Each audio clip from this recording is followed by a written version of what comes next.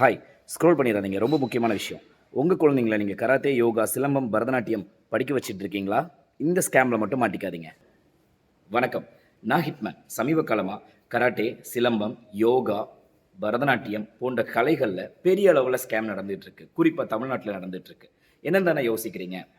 Guinness book of record, Cholan book of record, Oscar book of record, இந்த மாதிரி பலவிதமான ரெக்கார்டுகளை நாங்கள் நடத்துகிறோம்.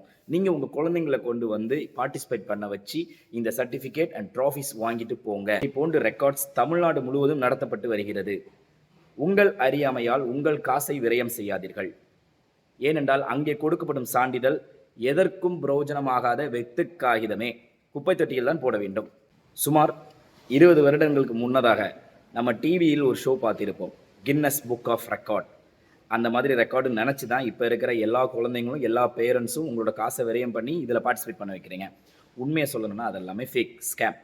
ஒரு கராட்டே மாணவனா, ஒரு கராட்டே மாஸ்டராக கிட்டத்தட்ட 28 வருஷம் இந்த ஃபீல்டில் இருக்கிறேன். இங்கே என்ன நடக்கும்னா, எங்களுக்கும் ஃபோன் கால்ஸ் வரும். இந்த மாதிரி ரெக்கார்ட்ஸ் இருக்குது, நீங்கள் ஒரு 2000 ரூபாய் வச்சுக்காங்க மாஸ்டர், எங்களுக்கு நீங்கள் ஒரு 1500 ரூபாய் தாங்க, ஒரு 100 குழந்தைங்களை நீங்கள் கூட்டிகிட்டு வாங்க அப்படின்னு தான் சொல்லுவாங்க. So it is completely business.